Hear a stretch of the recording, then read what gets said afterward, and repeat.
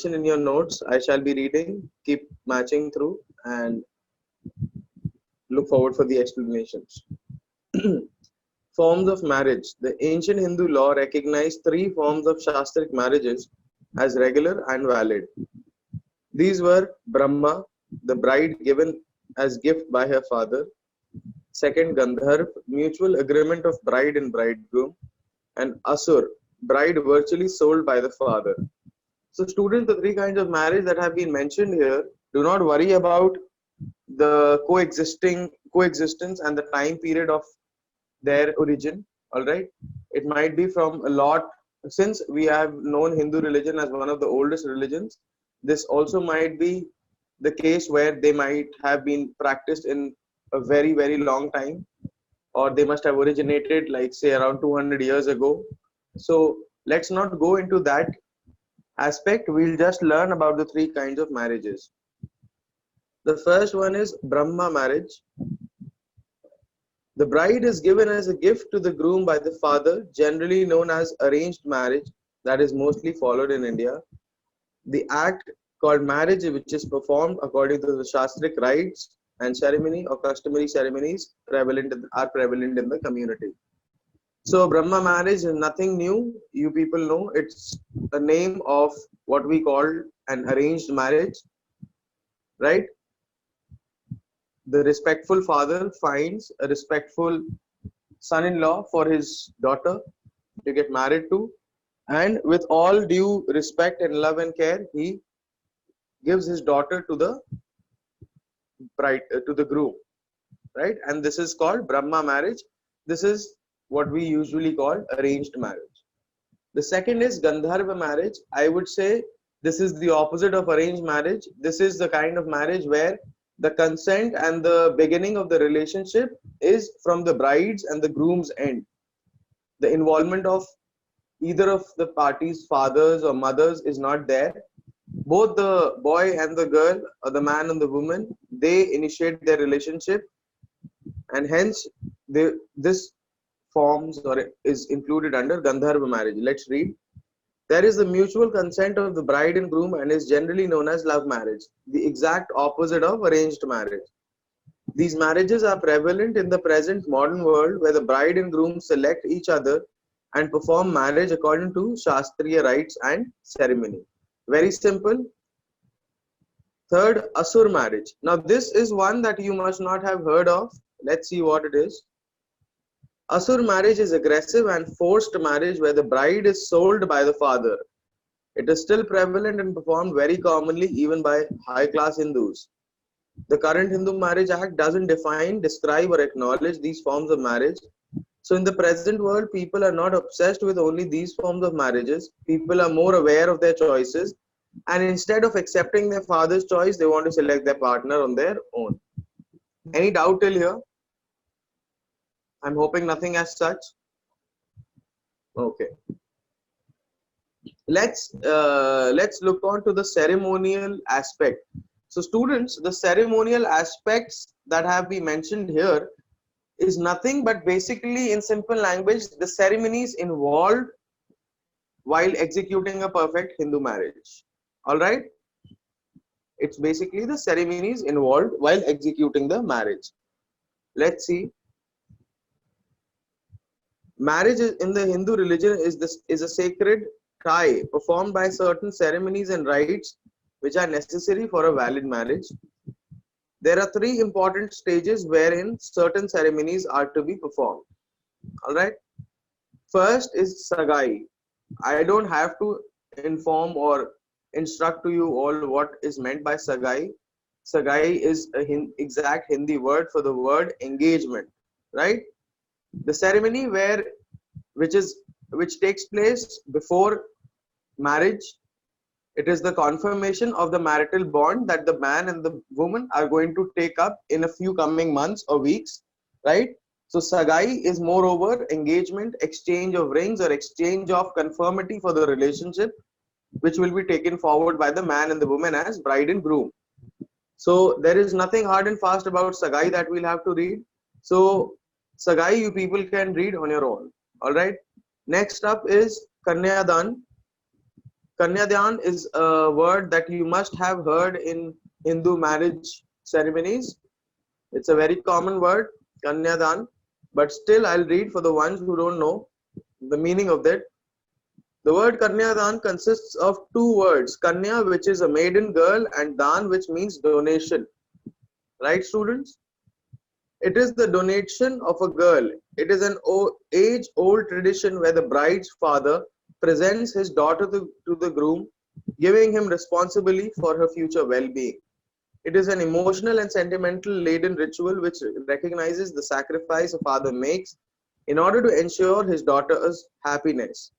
It is followed till now from the Vedic times. It is an integral part of traditional Hindu marriage.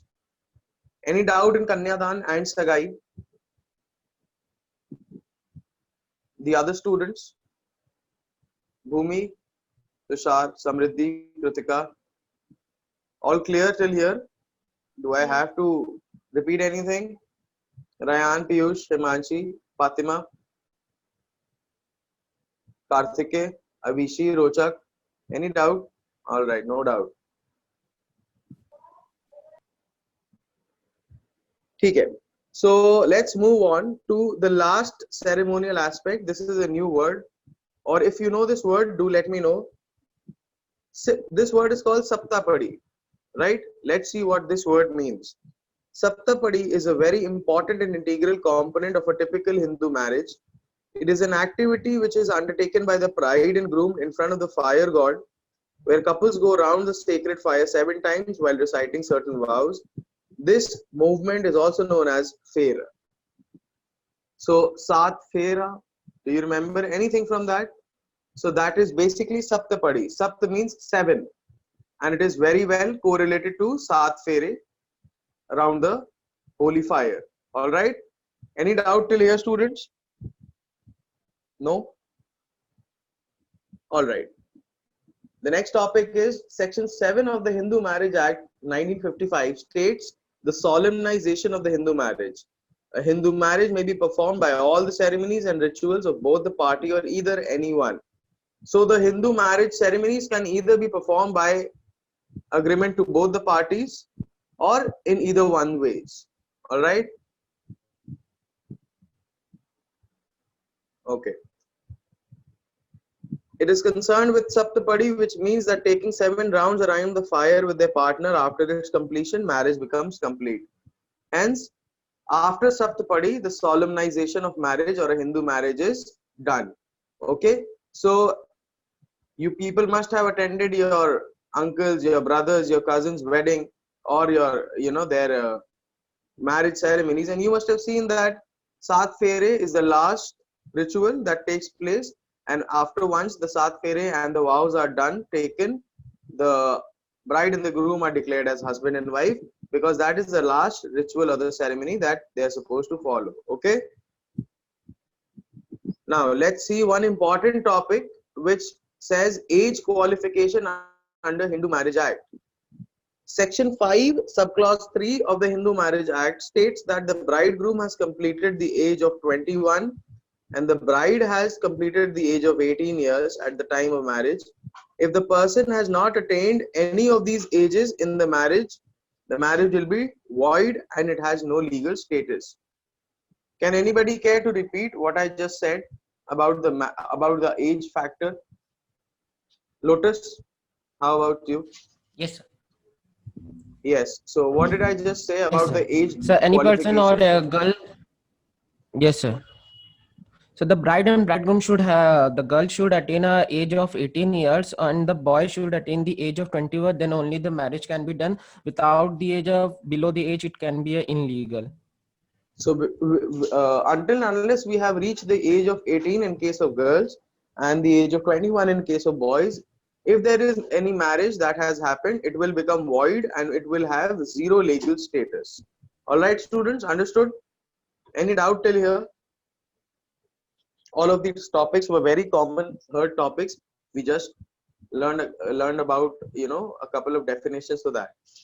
So let's move on to a very important topic, which is basically very concerned about any sort of marriage, just not Hindu marriage, Muslim marriage, Hindu marriage, Christian marriage, Sikh marriage, anything. There are two terms which we are supposed to know and have to be very well aware of. The first one is void marriage and the second one is voidable marriage. Right? Since you all know that marriage is a holy ceremony, a religious ceremony, no person would want their marriage to be strike down and brought down to a condition of zero. All right. So if you go through that aspect, I guess void and voidable marriage are two things that every person must know, right? So let's start with void marriage and see what points have been covered under void marriage in order to which states that a marriage can be nulled and struck down to zero. Bigamy. Bigamy amounts to having two living wives at the same time, which is illegal in Hindu law. Without finalizing the divorce for the first marriage, a person cannot marry someone else. The first one will be considered a legal marriage. The provision of section 494 and 495 of the IPC 1860 will be applicable to the person performing the second marriage after already having a living husband and wife. So students, either from the husband's side or from the wife's side, bigamy is not allowed. I guess I had shared this example earlier when we had started this chapter. Until and unless a person has completely gone through all the procedures of divorce and separated himself from their ex-wife or ex-husband, they cannot marry again. And hence, if a person has two living wives or a lady has two living husbands, the marriage will be considered null and void because it is an open practice of bigamy, and bigamy is not allowed under Hindu Marriage Act. Understood? Any doubt?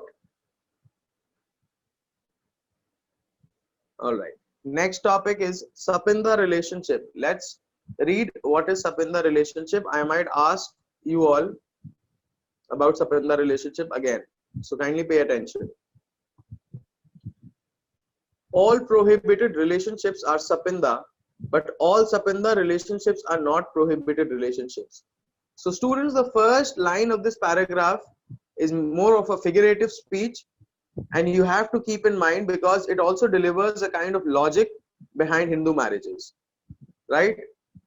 So what does it say? All prohibited relationships are Sapinda, but all Sapinda relationships are not prohibited. Okay, let's see why does it say this. Sapinda relationship is the chain of all relationship from the side of the brother and sister in the family. They can't marry each other due to prohibited relationship, and also their generation till 3 generations from the girl side and 5 generations from the boy side. Till that, they all are in a Sapinda relationship. Avoidance of Sapinda can be achieved as the girl reaches the 4th generation and the boy reaches the 6th generation. After that, both families can have a marriage that will neither be prohibited or Sapinda relationship. Did you people understand anything from this? Because this is a new thing. If not, kindly prompt me.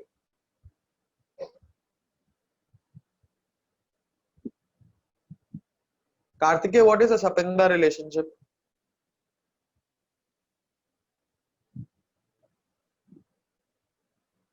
Karthike, kindly switch on your camera. Yes. Yes, sir. Yes, sir. What do you think is a Sapinda relationship? Matlab, take your time, take a minute, read, and let Sir, me I know. didn't heard, sir, what you said. Okay. See, Sapinda Excuse me. relationships. Yes. Anybody Can I who tell? can Yes, Yes, sir. I want to ask a question. Like, wait. First, I am looking forward for anybody to explain it. Then I will take okay, up sir. Okay, can sir. I questions. tell? Yes, Lotus, can you explain Sapinda relationship? So what I think that the sir in Sapinda relationship, that the chain of a family, so the brother and sister cannot marry each other in the family. So they have to, if they have to pass over the 6th generation, then only. So basically, yes, you are right. But then I will add something to that. It is just not that a brother and a sister cannot marry. That is the fact. But then you cannot even get married to someone in your brother's side until they reach the 6th generation. and you cannot marry anyone from your sister's side until and unless that person has reached the fourth generation. All right, like child of a child, like father, then son, and then grandson, and their son. So that is the fourth generation. So that is in the case of females, and in the males consideration, it is supposed to be till the sixth generation. So Sapinda relationship is just not a brother cannot marry his sister, but also that from a brother's side, nobody can marry anyone to the sister's side until and unless the person who's supposed to get married is on the sixth generation on the male side, brother's side, and on the fourth generation on the sister's side. Okay? All right. Yes. So a brother and sister belong to a one family only. Then how can be it be like brother's side and sister's side? Because the brother will get married to someone else, have his own family, and the sister will get married to someone else, have her own family. The father will do a kanyadan, so the girl So will the know sister gets more married with into a that different the family. sister gets married into a different family. The brother gets married into a different family. Individually, they'll be leading two different families, right?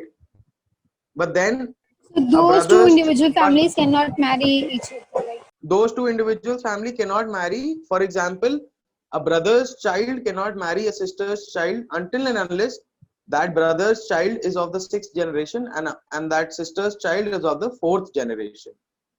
So till fifth and till third generation, it is completely restricted because the the relationship of the brother and sister still exists.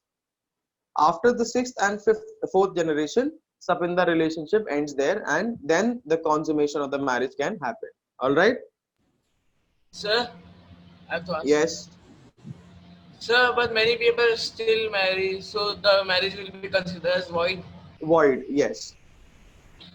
Simply. So students, bigamy and Sapinda relationship. Did you understand these 2 points as aspects of void marriages? Any doubt till here? Kritika, Samriddhi, excuse Rocha? me, sir. Yes. So this Sapinda relationship is for Hindus or for every community? Just Hindus. Hindu. Okay, sir. Okay. Next topic, voidable marriages.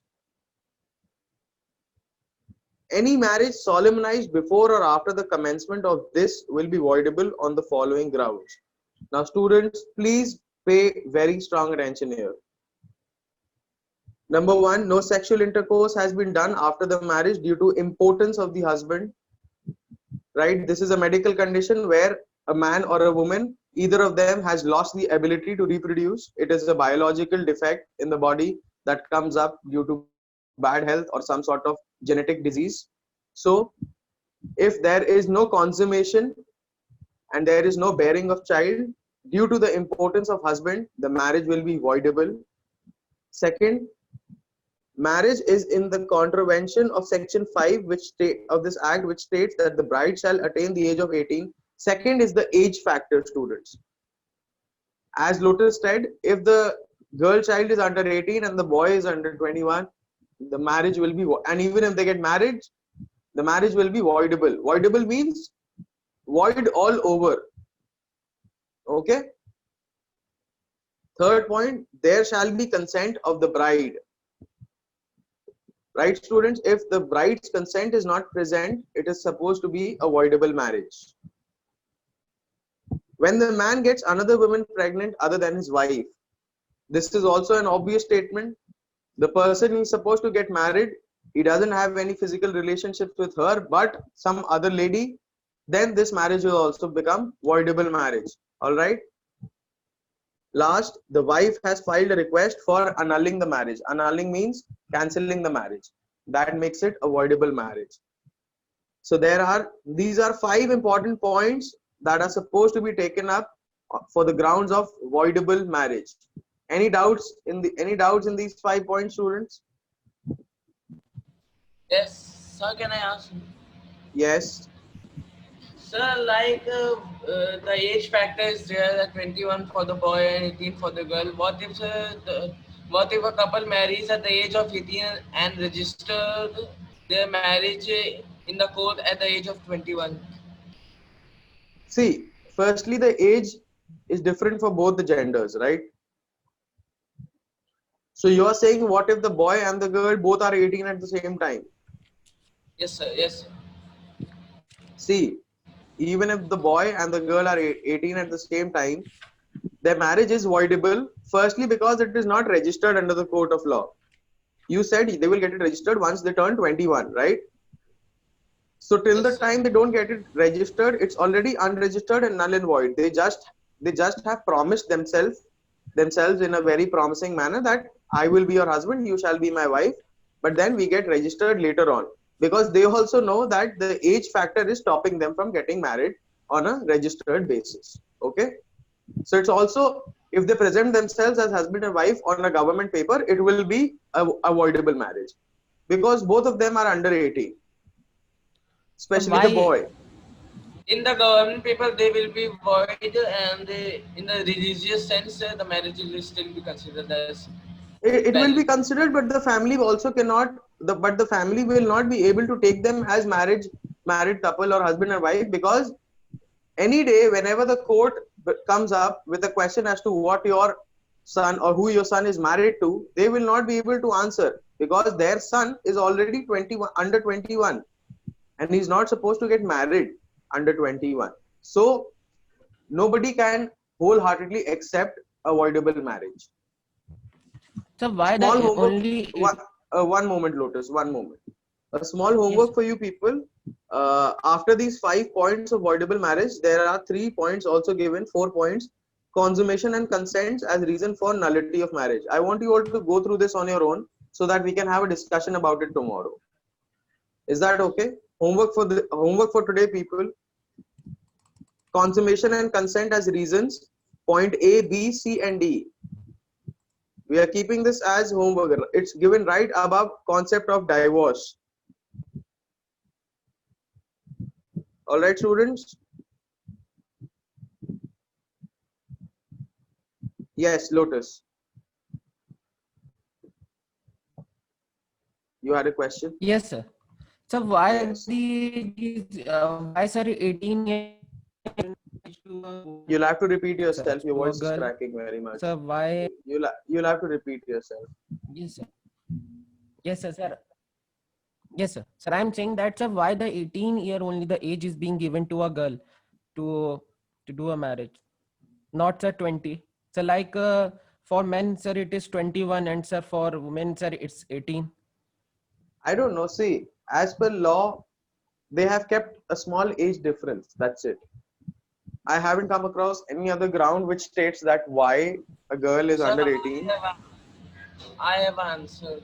Can you Because You please? have sir, at 18, sir, it is a maturity. It is see. No, the most of point them become is, adult. see, the point is, universal adult franchise is a thing that makes everybody an adult at the age of 18.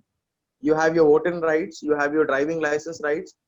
So from there only, it has been brought into picture for 18 plus to be the perfect age. To be the rightful age for getting married in case of girls. In case of boys, see, there are also biological factors, right? But maybe, See, the sir, maybe government. because Wait. The government also must have thought of biological factors because they don't want any girl child to be getting married before the age of 18 because firstly she has to get educated. Right to education is her right? Secondly, there are biological factors because once a lady gets married, a girl gets married, she has a family to look after too. She has to reproduce as well as per the family, right? So the biological aspects have to be kept in mind that the lady also doesn't, face any sort of biological complications.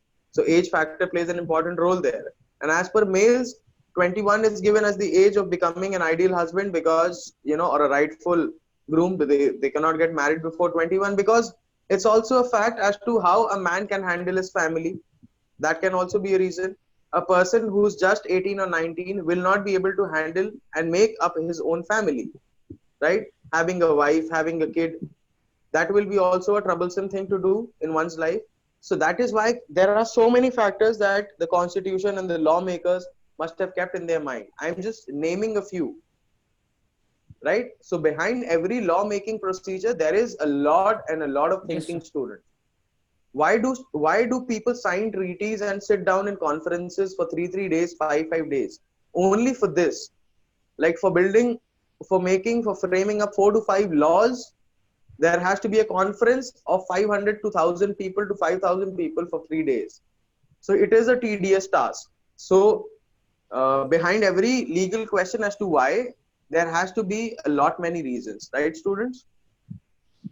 Sir, like Lotus said, why their age is not same for legal marriage? I have an answer because most of the time when elders choose like husband or wife for their children, they usually choose the wife to be a shorter age. Younger. Yes. Yes, I have heard that, but that is a family tradition. That is basically not that law says. But yes, Sir, it, sir, it excuse also me, sir. might be a Sir, point to be kept in mind. Yes, who's Sir, yes, somebody said sir, Me. Bhumi. I think Who, no, no, sir. who's Shania. yeah. So I think the boy's age is 21 because they are more likely to make a reckless mistake or something like that at the age of 18. That's what I'm saying. Probably Like to because run of that. to run a family at the age of 18 is a very it's going to be a very hectic task, especially for a male who becomes easily reckless in their living nature.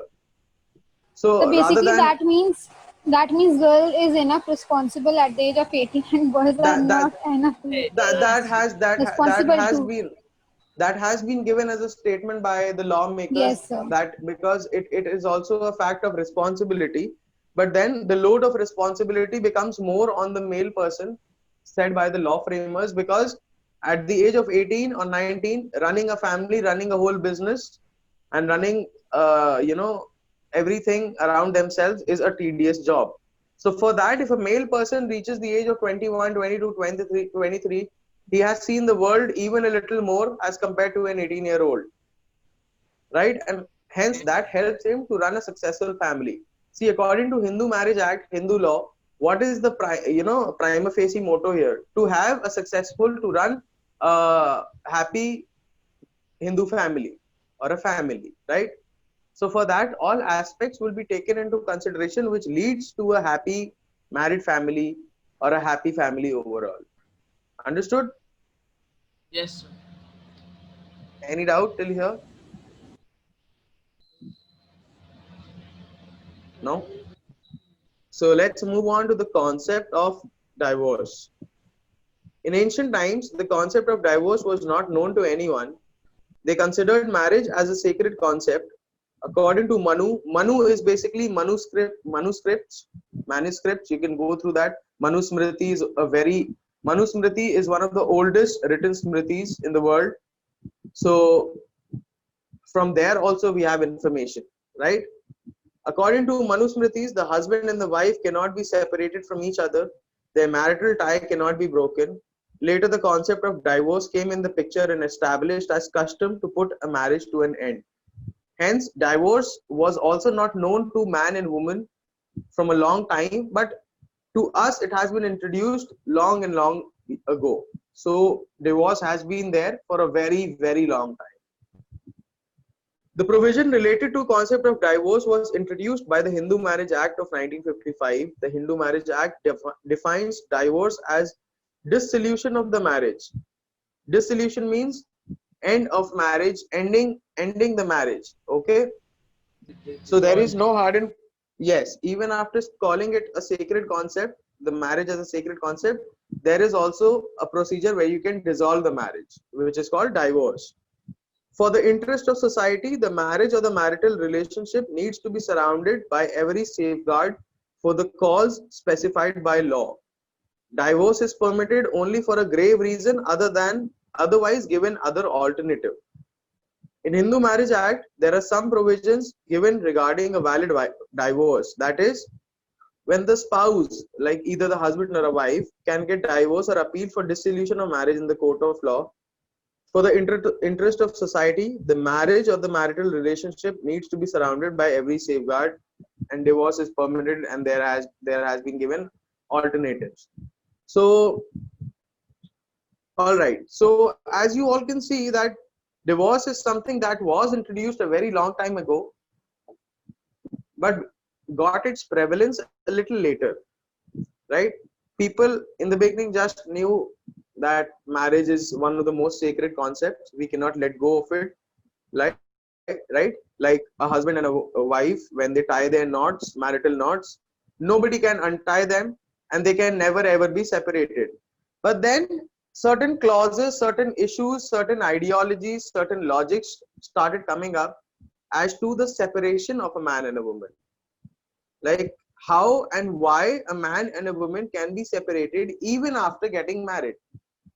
So that was a very big concern about such a huge logic, that we considered married couples or marriage as the most blessed, unity in a person's life. But then why is it supposed to be separated? So there have been clauses, there have been reasons, right? There have been activities that consider a marriage to be void. For example, Mr. A got married to Miss B. Both of them are running a very, very, very happy family. But then what if Mr. A has an extramarital affair? His wife, Mrs. B, is definitely going to file a case of divorce against him, because he's doing bigamy. He has another wife, and that is against Hindu law, that is against any law, and that is against her personal issues as well. That she, being his wife, should be the only wife in the house. There shouldn't be any second person. Same goes from a man's point of view. He would also do that if he finds out that his wife has an ex-husband who's still married to her on paper, and she got married to him. That is also disturbing news for the husband. So there are many concepts, there are many logics that came up in the picture as to why judicial separation or divorce can be a fact. All right.